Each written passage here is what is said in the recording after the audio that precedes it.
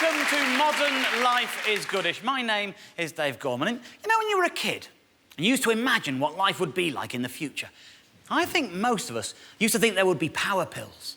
Little tiny pills that would be like a whole meal. You'd pop a pill in your mouth and instantly feel like you're eating a roast dinner with gravy and spuds the works. Of course, what's happened is we've arrived in that future and we've got cuppa soup. But there are some things that I think work like power pills. There are what I like to call power pill sentences. Sentences you overhear, they're just a few short words, and they leave you feeling like you've watched an EastEnders omnibus. There's a backstory, and it's all there. I'll give you an example. When Mrs. Gorman was about 7 months pregnant, we went for a 3D scan. It's very exciting. You get to see a sort of photorealistic picture of the face of your future baby. It is amazing.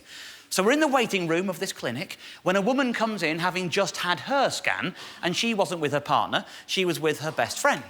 And we heard her say, "Did you see his nose? I told you it was Darren's." See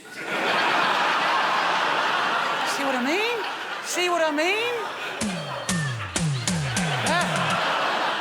That is a power pill sentence, isn't it?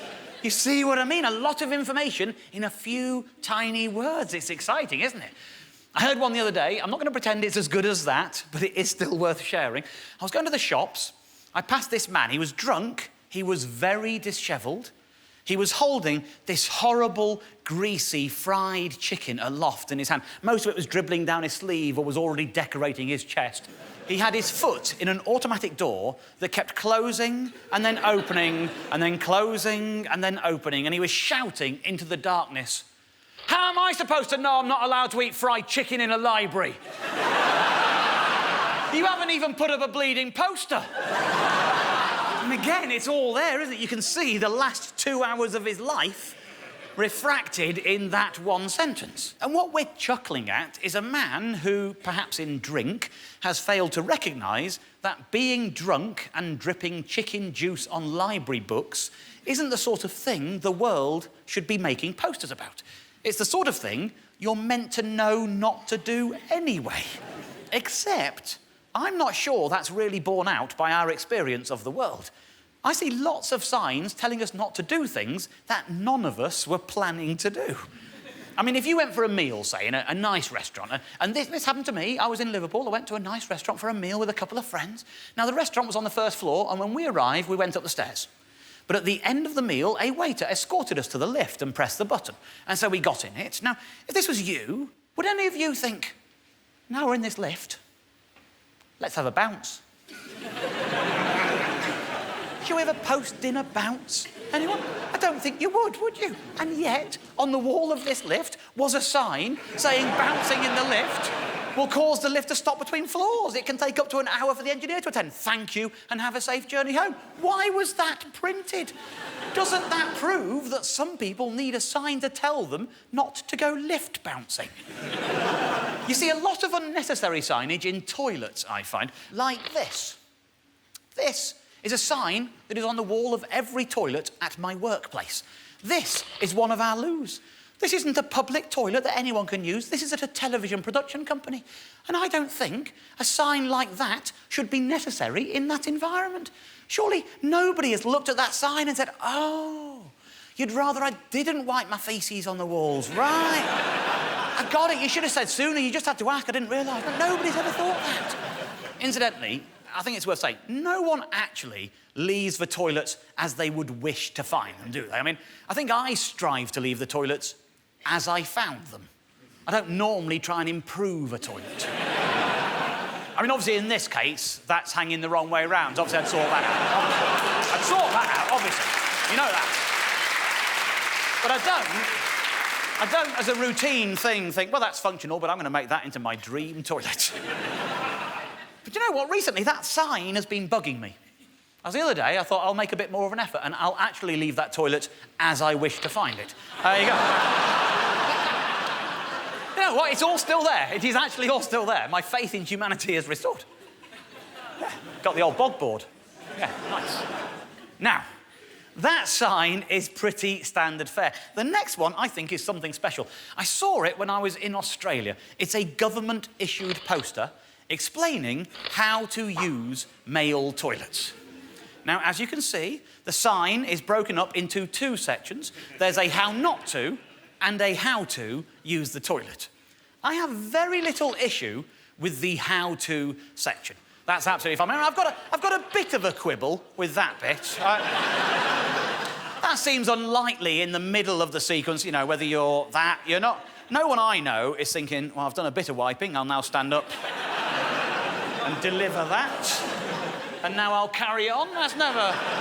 You don't post your toilet paper to the toilet afterwards. It's a wipe and drop system, isn't it?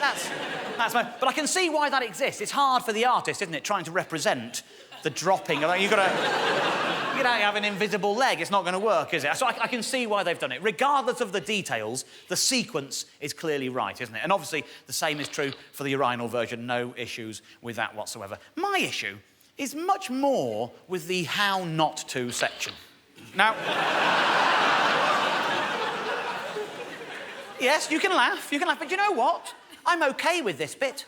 I can believe there are people for whom this sign is necessary. We have grown up in a Western culture where toilets look like that and we know how to use them, but maybe there are other people in the world who might travel to Australia or move to Australia who have lived in a world up until that point where a toilet is a hole in the ground that you squat over. Isn't it entirely reasonable that someone might think, oh, look, they've raised the hole? Still, I'm sure I can find a way of squatting over it. This, however...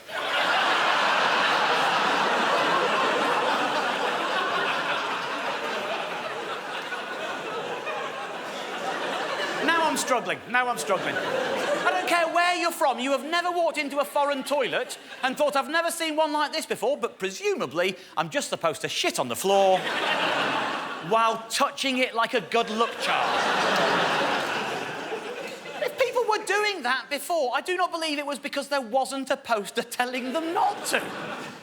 There are other posters at work that confuse me. There's a courtyard in our workplace, and as you can see, it has a table tennis table in it. Now, I love a game of ping pong. One thing you need to know about me is I love a game of ping pong. Who doesn't? And this is my desk drawer at work. As you can see, I keep a couple of bats and some balls in there because I like to have decent kit. Of course, I've also got some darts in case I need to take a dump in the middle of the day, but, you know. But basically, it's my table tennis drawer. I like that. That's what we're concerned with at this moment in time. I think of the table tennis table as an incredible workplace luxury. Now, while we were making the last series, Series 3, this sign appeared on the wall by the table. The table tennis table is intended for everyone's use. Please stop removing the net. Now, I understand that bats might go missing and balls might go missing because they're small and very stealable. That's why these things are in my desk drawer. But who the hell is stealing nets? My suspicions point to Nathan in marketing. I'm not sure why, but he has just opened an online shop selling snake hammocks. Anyway, that was how things looked during Series 3. When we started work on Series 4, I got up on day one all excited. I packed my table tennis bats into my bag. I cycled to the office thinking, well, I'll have a little tournament this afternoon, do a bit of ping-pong team bonding on day one. I got to the office, my heart fell, because the table tennis table had vanished, and there was a new sign. The new sign says, unfortunately, the table tennis table has been removed as the net kept being stolen. I was heartbroken. You know, I thought there was an opportunity here, though. I went to the operations manager of the building and said, you know, that table tennis table, have you still got it? I thought I could take it off their hands and buy myself a net. She said, sorry, Dave, you're too late. We gave it away a couple of months ago. So, who have you given it to? She said, Gary from accounts took it. I said, wasn't he bothered by the lack of a net? She said, no. Apparently he'd already got one.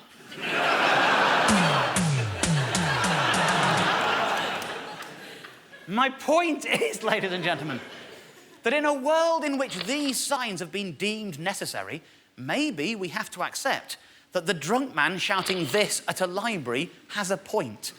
Maybe our idea of common sense is different to other people's. Maybe we really do need signs for everything. In which case, please don't lick the adverts during the break. See you in a couple of minutes.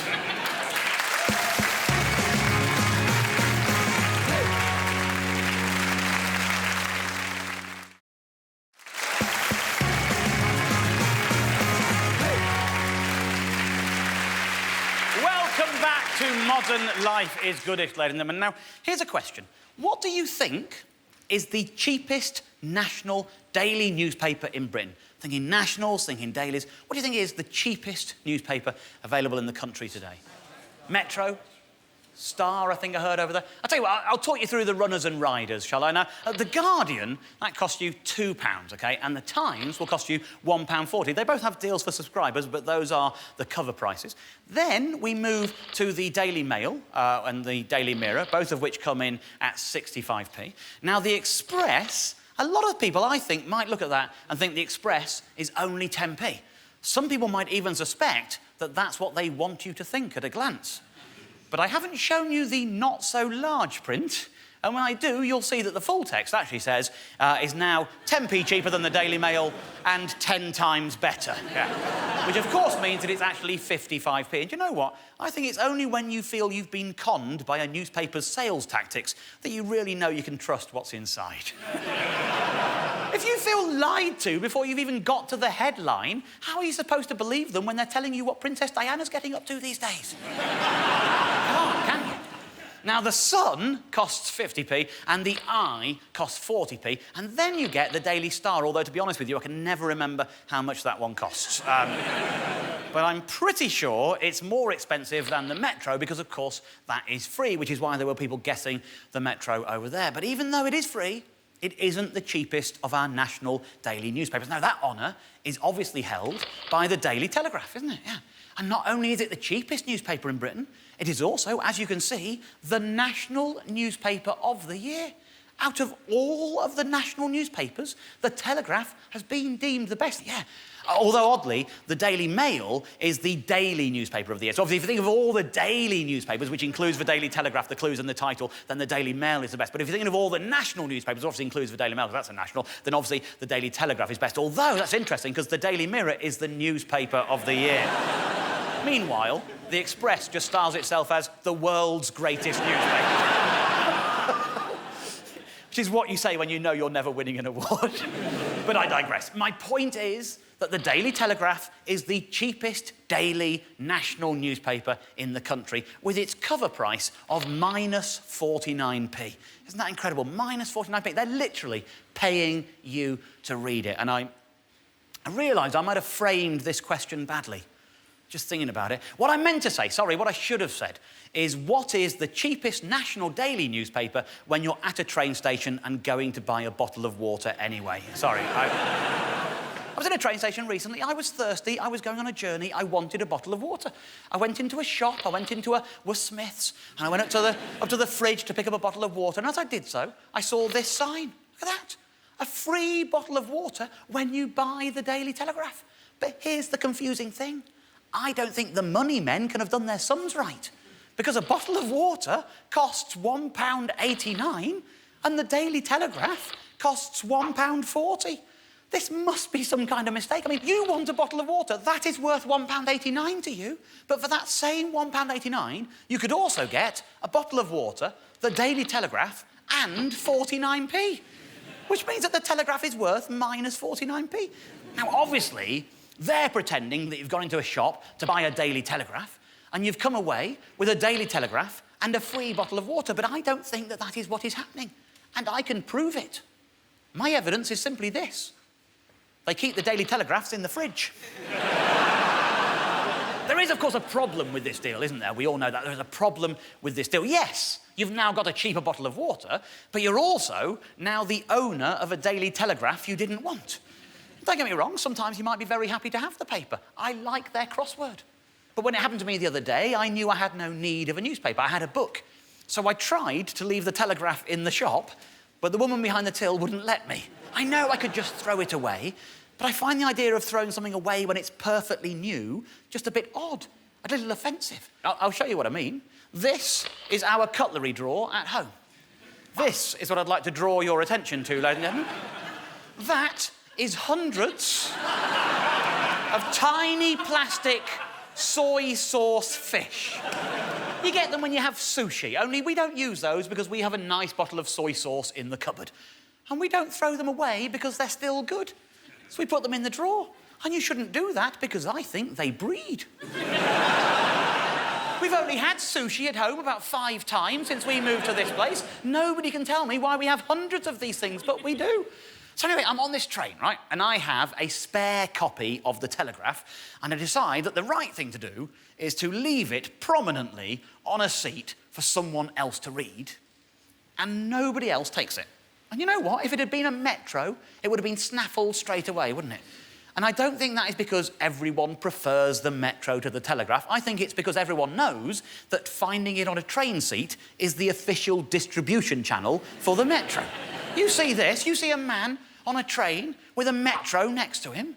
No part of you thinks you need to ask permission for that man to take that paper. I mean, he can't read it anyway, he's got something in front of his eyes. But you instinctively know, don't you, that a metro being free is always anybody's. But not with a Telegraph.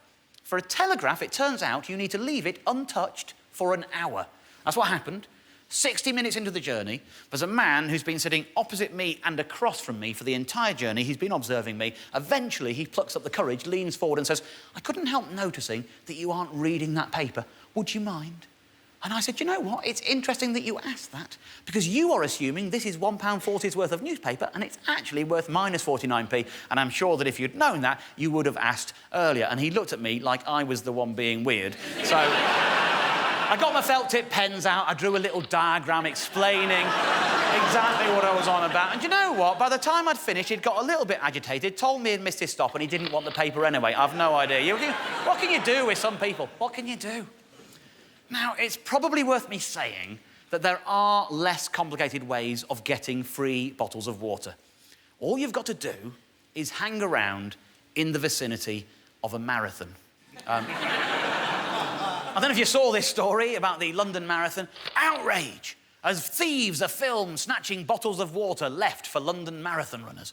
Some people said they were stealing the water. Others said that the water was left there by the sponsors who don't come back to get it, the race had been run, and that people always just help themselves at the end of the day. I do not know which version is true. I do know that those papers that quite like to stoke the fires of outrage were very clear in the language they used to describe these events, whereas other news sources were being a little more cautious, putting stealing and stolen in inverted commas and saying it was supposedly this and purportedly that.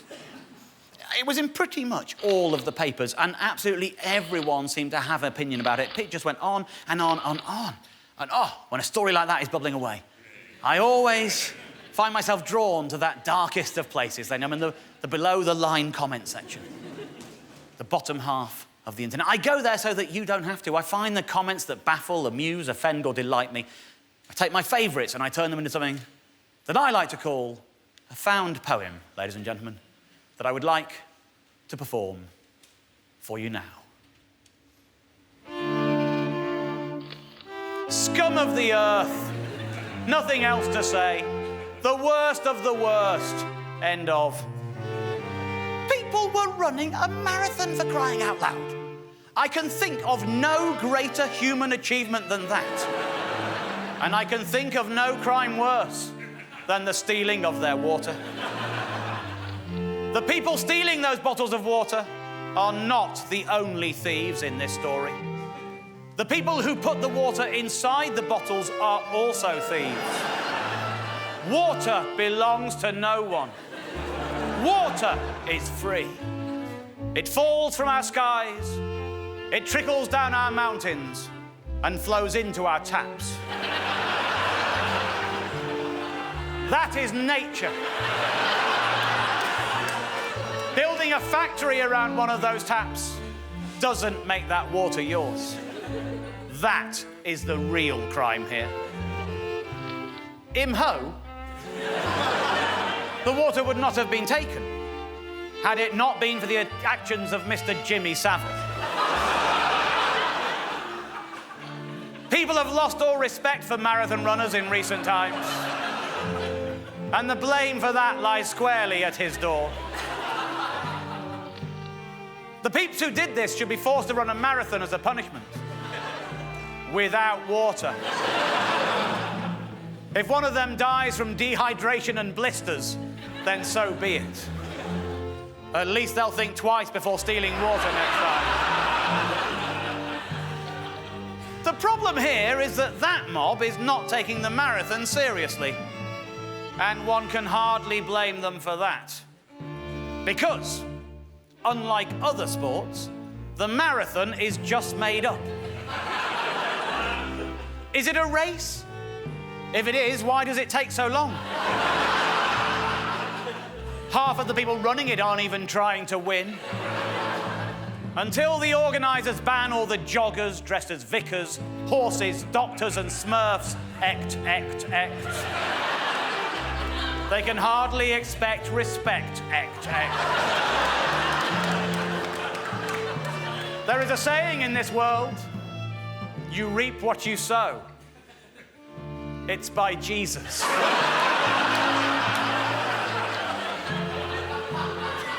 And in this instance, the London Marathon is reaping water theft. I thank you. The Bill Rock Ensemble, ladies and gentlemen. We'll see you after the break.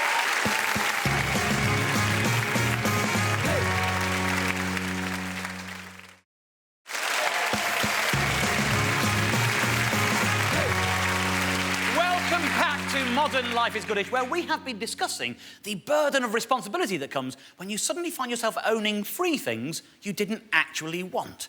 I find train stations are often responsible for this sensation. I'll give you another example. Sometimes all I want is a sugar hit. I might decide that I just want a chocolate bar for my journey. This happened recently. I nipped into a shop at a train station and picked up one of these chocolate bars. I was perfectly happy to pay 95p for that chocolate bar, so I took it to the till, where the woman said to me, "You can have this for £1 if you like." Let's put that in context, ladies and gentlemen. These are the 2 bars of chocolate. That one weighs 45 grams and costs 95 pence, and that one is 110 grams and costs a whole £1. And as you can see, I think I must be the first person to have ever bought them both. Couldn't explain to her that I wanted to take a photo to show you. Doesn't this make you wonder, what is the point of those chocolate bars? Do they ever sell any of them? Surely the job of those bars is not to be sold. They're the bait in the chocolate trap, designed to sell the other bigger bars. These are effectively the fluffers of the chocolate bar world. I think the only time they can sell those bars is as a part of the meal deal. You can see it's in the meal deal. I'm sure you're all familiar with the concept of the meal deal. Lots of shops do them. They're all variations on a theme. You get a sandwich, a drink, a snack. That's the meal deal. But this is just another situation where you end up being responsible for a free thing you didn't want. Sometimes I know that all I want is a sandwich and a drink. Let's say you're in a Boots and you go for this kind of sandwich, OK? Maybe you go for that, and maybe you go for this drink. They're in the meal deal. Now, if you were getting these and you weren't invoking the meal deal, the sandwich would cost you £3.25 and the drink would cost you £2.50. That's £5.75 for a sandwich and a drink. But if you take those 2 items to the till, they won't take £5.75 from you. They'll say, "You know this is in the meal deal, don't you?" And the meal deal is only going to cost you £3.79, so you'd be a fool not to. And I've tried saying, "I'll tell you what, I won't bother with the snack, I'll just take these for £3.79, and they will not have it. So I end up picking up a bag of crisps as well. And what that means is that that packet of crisps costs minus £1.96. They're basically paying you almost £2 to eat a packet of crisps. And these are pharmacists. They sell insulin, for crying out loud. They sell blood-thinning drugs, and yet here they are, effectively paying an obese nation £2 a head to eat fatty foods. It's almost as if they're protecting the back end by making future customers for themselves. What we've learned so far tonight is that I don't like throwing good things away. I don't always want them, but I still don't want to throw them away. And knowing that, you might think that Freecycle is right up my street. And on paper, it is. If you're unfamiliar with Freecycle, this makes it a little clearer. They have over 9 million members. They're a non-profit group that basically aims to keep stuff out of landfill by encouraging people to give stuff away instead of throwing it away. You can post ads on the site offering things or asking for things. Now, I like this in principle. And I have a friend, his name's Nick, who is always trying to persuade me to get involved because he loves it. And yet I don't get involved, I don't use Freecycle. I will explain why. I'm a bit paranoid that some people have got an attitude about who is and who isn't supposed to be using Freecycle. If you look on Mumsnet, for example, it's not hard to find conversations like this going on. This person is asking, am I being unreasonable to refuse to hand over my Freecycle offers to this girl? And the nub of the issue here is, she turns up in a very nice car. I assume she'd be a bit poorer, scouring the giveaways on Freecycle. For this woman, it's not enough that her things won't be going in landfill. She wants to feel superior to a poor person. Now, obviously, I went looking for this conversation. I don't hang around on Mumsnet much. I'm much more of a net mums kind of guy myself. And you know what? The same conversation is happening there as well. Freecycle, are the takers genuine? There are people out there who think that unless you're poverty-stricken, you shouldn't be taking stuff on the site. And there are plenty of people out there who think that anyone who has ever appeared on a telly must be a millionaire, even if their show is on Dave. I know. At which point, you're thinking, well, that doesn't stop you giving things away, does it? I thought that was more your issue, and you're right, it is, correct. But there's a reason I don't do that either. It's because of my mate Nick. The guy who's always trying to persuade me to get involved is an awful advert for the site. Every time he's around mine, he's got his laptop out and he's showing me how it works and all that. But at the same time, when I see him using it, I see him being driven mad. Him and his wife, they changed their mattress recently. They don't have a car, so taking an old mattress to the dump is tricky. Besides which, the old one was in good nick. So they decided to Freecycle it. So I'm sitting there with him one day while these texts land in his phone. And what you need to bear in mind here is that all of these arrived at least 2 hours after he had gone on the website and said, thank you very much, the mattress has now been taken. Hi, I'm contacting you about the mattress. What colour is it? A, it's gone. B, it's a mattress, you're going to cover it in a sheet, who cares? C, cream-coloured with a brownish yellow centre. It's about the mattress. I texted as soon as I saw it. Sorry if it's too late, but I've been at work. Please, can I come and collect it? I can be there between 11 p.m. and maybe 1. Hey, is the mattress still available? No, it's not. And would it fit an IKEA copper dial bed? I have no idea. Mattress sounds too big for me. Got any single ones? We were hanging out recently, he had his laptop out, he was showing me things, and for the first time, he showed me an ad on Freecycle that got me a little bit hooked. Here it is. It was a want ad. Let's see what it is they wanted. Wanted a cage. Dog or human-sized.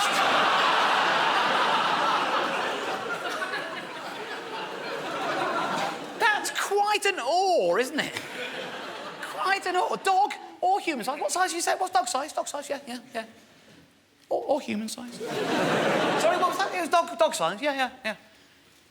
Or human. Size. There's the full wording of that. This time, I'm saying to Nick, we've got to reply.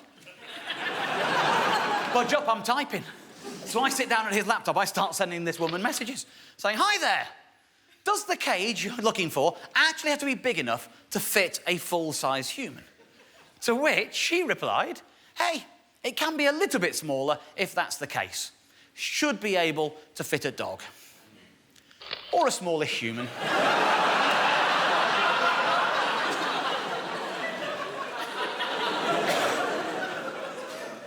Best, and then her name.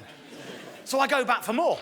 Hi, I'm about 5'5" and not very bulky, and I can just about fit in it, but not comfortably. If I'm honest, after 20 minutes or so, I was getting quite sore.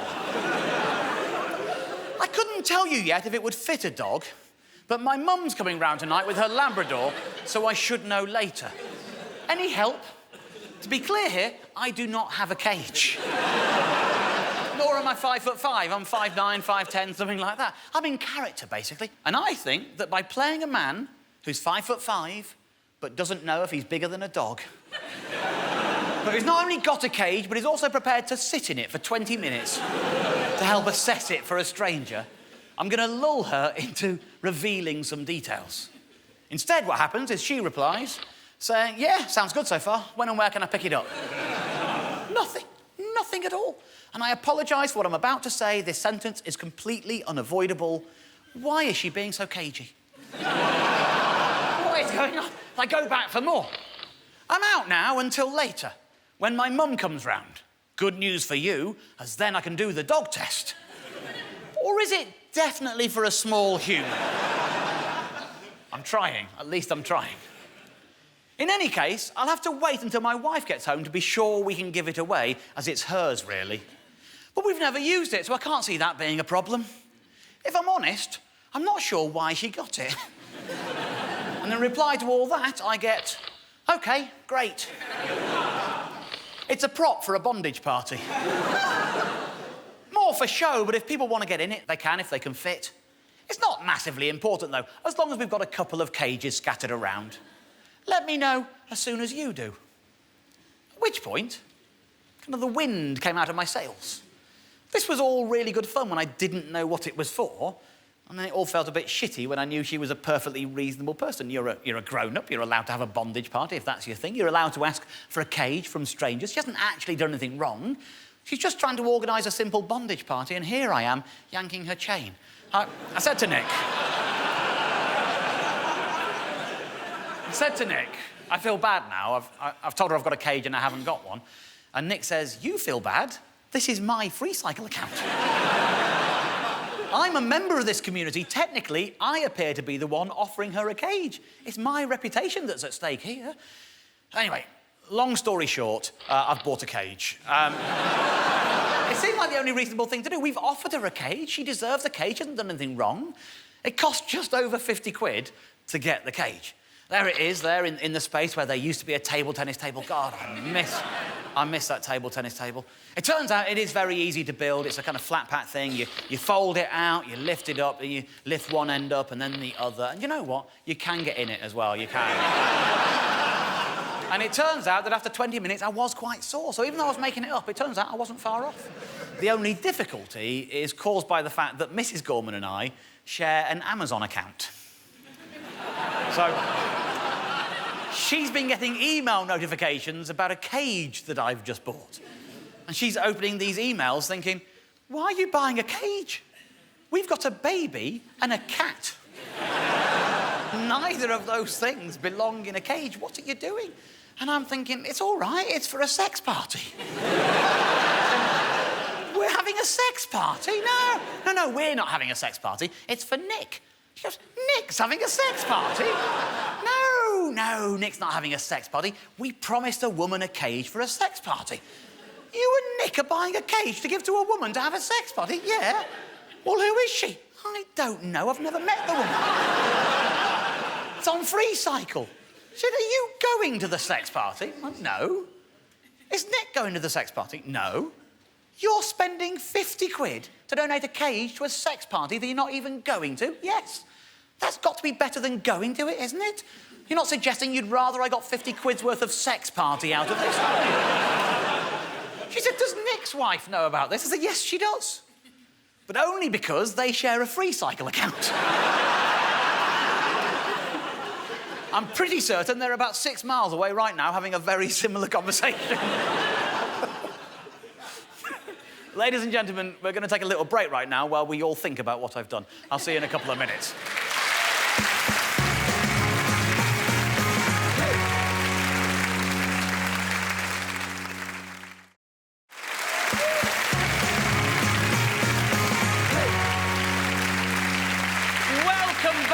Modern Life is Goodish, ladies and gentlemen. Welcome back. Now, you're Phil, aren't you? You're Phil. You're from Peterborough, is that right? You're away from home, Phil. Oh, yeah. Would you like some sexy foam? Something to make you moan and groan? Is that? I certainly. Yeah. Or is this making you feel as uncomfortable as it's making me feel? Okay. I just wanted to demonstrate something. That's a very odd way. That's a very odd way to address a stranger. Yeah, but I was doing it for a good reason. I was doing it for a very good reason. I wanted to demonstrate how inappropriate that is. Because I think if we can all agree that that is an inappropriate way for strangers to talk to one another, then I'm sure we can also all agree that it is an inappropriate way for an inanimate object to talk to you. Isn't it? I'll explain. In my line of work, I inevitably stay in quite a few hotels. There's a chain of hotels, the Malmaison. Their toiletries look like this. That's the Fig and Olive shampoo and the Fig and Olive body wash. Now, if we turn one of these round and examine what it says on the back, you'll see it says, away from home, you want sexy foam. Something to make them moan and groan. Squeeze the tube, that's quite enough. Oh, my Lord, you look hot in the buff. Now all clean, no longer dirty. Isn't it time for you to get flirty? No, it's not. It's time for me to question why you don't think capital letters are required at the start of sentences. Why would anyone think this is an appropriate way for some shower gel to talk to me? There are people with kids staying in this hotel. I saw them at breakfast. Presumably, their soap is saying the same thing. Is this appropriate for children? Kids don't want to get jiggy with the figgy. They might want to get Peppa Piggy with the figgy, but not this. Let's see what the shampoo has to say for itself. Oh, yeah, let's have a look at the shampoo. Homeboys, homegirls and their crew can't get enough of our shampoo. Just this language. Homeboys, homegirls. This is awkward for a 45-year-old white man to say. This doesn't make me feel like Will Smith is in my bathroom getting jiggy. It feels like my mate Keith's dad, who is a 57-year-old chartered surveyor from Hemel Hempstead, who's wearing sandals with his socks, is doing an impression of Will Smith at a barbecue, and no one knows where to look. Black, blonde, brown or red, there's no better cleanser for any head. It leaves hair fragrant, shiny and full. Name us one person you couldn't pull. I could name loads. Where do you want me to start? Beyonce, Angelina Jolie, 4 out of 5 Spice Girls, the other Spice Girl.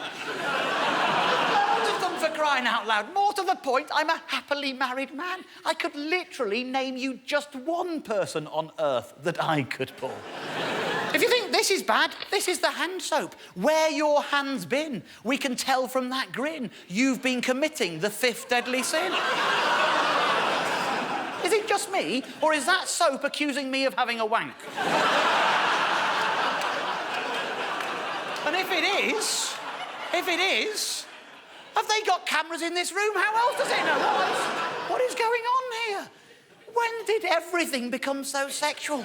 I picked up a bottle of innocent juice the other day and I saw this. Look at that. Oh, stop looking at my bottom. I'm ever so sorry, Innocent. I was trying to see what type of plastic you were made of to see if you are recyclable in my local authority area.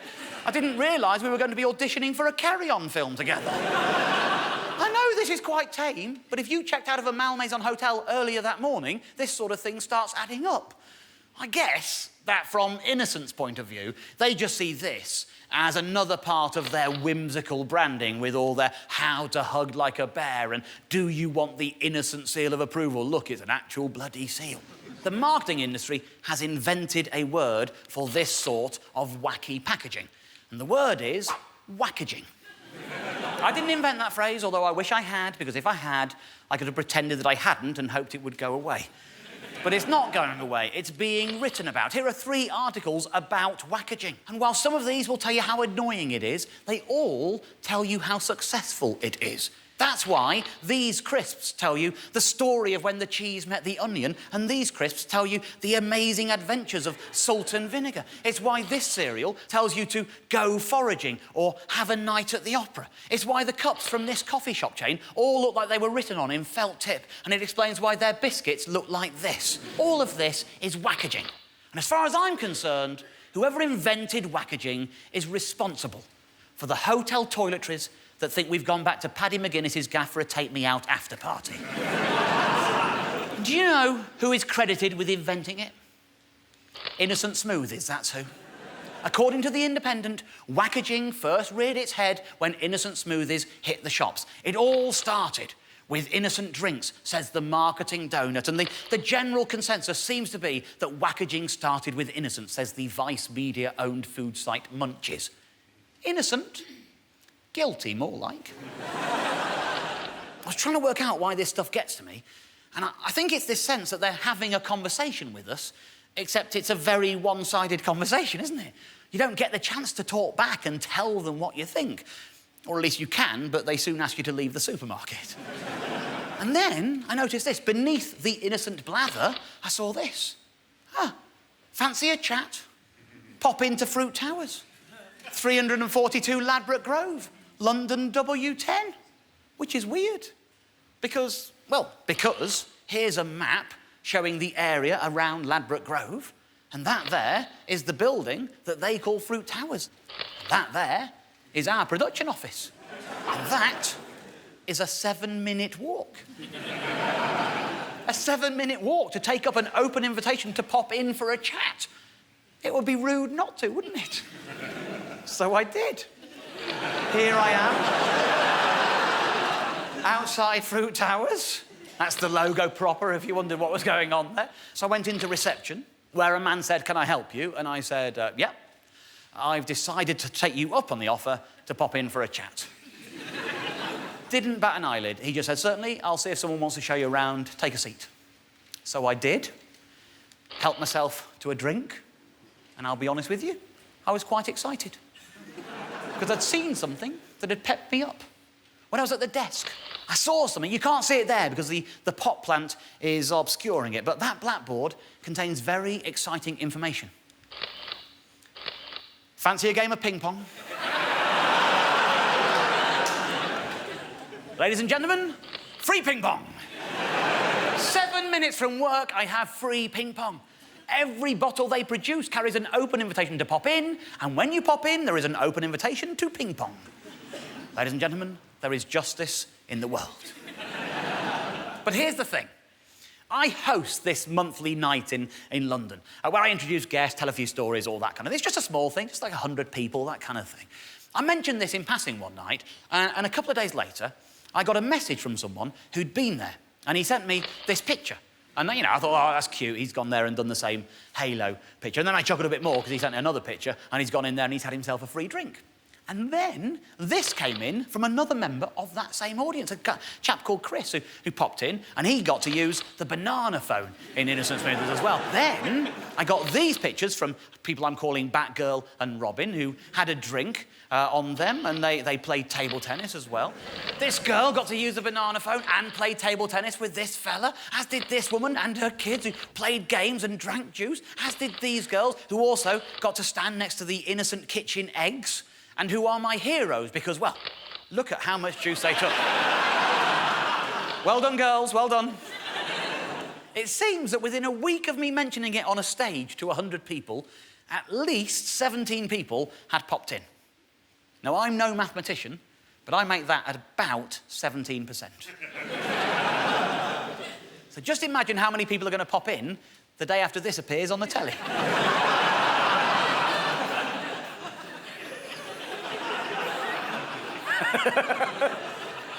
17%, I make that 5.